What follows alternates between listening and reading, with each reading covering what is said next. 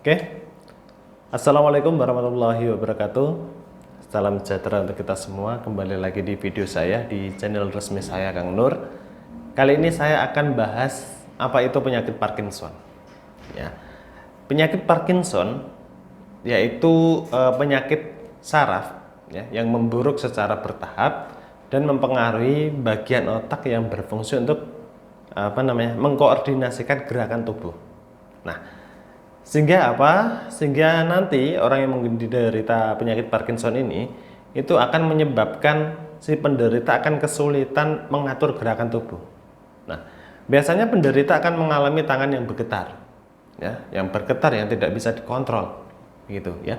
Mereka akan kesulitan untuk menulis, kemudian mengambil gelas itu pun susah mengambil gelas saja itu susah, gitu ya. Kemudian kesulitan berbicara bahkan berjalan. Kalau orang menyebutnya itu seperti stroke lah gitu. Nah, penyakit ini biasanya menyerang usia parubaya ya, hingga lanjut usia ya rata-rata usia 60 tahun ke atas ya atau lebih. Nah, dan juga itu nanti beresiko terserang penyakit Parkinson. Nah, penyakit ini juga itu lebih sering menyerang pria daripada wanita. Nah, apalagi orang yang memiliki keturunan penderita Parkinson itu juga akan memiliki resiko yang lebih tinggi terserang.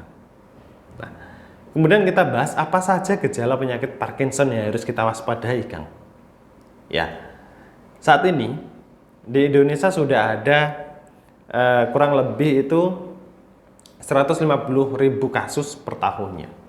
Ya, penderita penyakit Parkinson secara umum itu akan mengalami gejala-gejala primer. Ya, contohnya saja adalah seperti tremor, ya, tremor pada saat istirahat, kemudian otot kaku, gerakan-gerakan yang tidak disadari, ya, seperti bergerak dengan sendirinya, seperti itu ya. Kemudian gerakan tubuh yang melambat, merasakan kesulitan berjalan, sulit untuk berdiri, mengalami kontraksi otot ritmik, ya, keseimbangan tubuh buruk, kesulitan berbicara, koordinasi tubuh yang terganggu, gitu. Itu jadi ada banyak sekali gejala-gejala yang memungkinkan itu adalah penyakit Parkinson. Nah, menurut The Parkinson ya Disease Foundation, gejala yang sering terjadi ya itu dibedakan jadi 5 tahap ya. Stadium 1 ya. Kalau dalam stadium 1 itu penderita akan mengalami gejala ringan ya dan tidak mengganggu kualitas hidup. Itu untuk gejala 1. Kemudian untuk yang gejala kedua, gejala 2 itu stadium 2 ya maksud saya. Itu penderita akan mengalami gejala yang mungkin memburuk. Ya. Ditandai dengan sulit melakukan kegiatan sehari-hari seperti tadi yang sudah saya sebutkan. Nah, dan juga itu nanti akan membutuhkan waktu yang lebih untuk menyelesaikan segala kegiatan yang dilakukan. Nah, kemudian untuk stadium 3 itu biasanya penderita sudah mulai kehilangan keseimbangan, ya, lebih lambat untuk bergerak dan mudah terjatuh. Ya, selain itu juga si penderita itu juga akan mengalami kesulitan beraktivitas. Ya, bahkan itu aktivitas yang ringan, ya, seperti memakai baju, minum teh, kemudian makan dan sikat gigi itu sudah mulai kesulitan. Dan pada stadium 4 pada tahap ini si penderita itu membutuhkan bantuan untuk melakukan aktivitas sehari-hari. Ya. Jadi dirasa pada stadium 4 itu biasanya si penderita akan sangat-sangat sulit untuk melakukan berbagai macam kegiatan. Nah, dan stadium 5 adalah stadium paling lanjut. Ya, penderita tidak dapat berjalan dan membutuhkan bantuan seumur hidup. Nah, itu yang stadium kelima. Nah, kemudian jika ditanya apa penyebab penyakit Parkinson ini? Ya, di dalam tubuh manusia itu terdapat zat dopamin, ya, yang bertindak sebagai pembawa pesan antara dua area otak, ya, yaitu substansia nigra dan corpus striatum. begitu. Nah, untuk menghasilkan gerakan halus dan terkendali. Nah, zat dopamin ini itu berhubungan dengan penyakit Parkinson.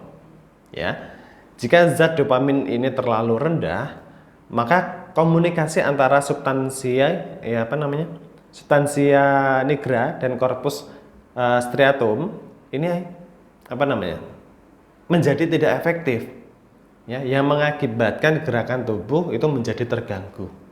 Nah, semakin besar tubuh kehilangan zat dopamin, maka semakin buruk juga gejala yang dialami oleh si penderita. Ya, namun sayangnya hingga sampai sekarang, hingga kini masih belum diketahui kenapa sel-sel otak itu yang memproduksi zat dopamin ini memburuk. Nah, berdasarkan studi genetik dan patologis itu telah mengungkapkan bahwa berbagai proses seluler, kemudian peradangan dan stres yang disfungsional itu dapat berkontribusi terhadap kerusakan sel. Ya, maka dari itu secara umum para ilmuwan menduga bahwa kehilangan zat dopamin itu bisa disebabkan oleh faktor genetis, ya, dan juga faktor lingkungan sekitar, gitu. Nah, kemudian jika ditanya bagaimana cara untuk melakukan pengobatan penyakit Parkinson, ya, penyakit Parkinson itu bisa diobati dengan beberapa metode. Penanganan penyakit ini itu juga bertujuan untuk meredakan gejala yang meningkatkan kualitas hidup penderita. Nah, cara pengobatannya ada 3 metode. Ya, yang pertama adalah dengan terapi suportif, ya, seperti fisioterapi, kemudian bisa juga dengan penggunaan obat-obatan, ya, seperti antikolinergik, kemudian karbidopa, kemudian agnosis, dopamin, dan levodopa itu juga bisa. Dan yang ketiga adalah dengan prosedur bedah.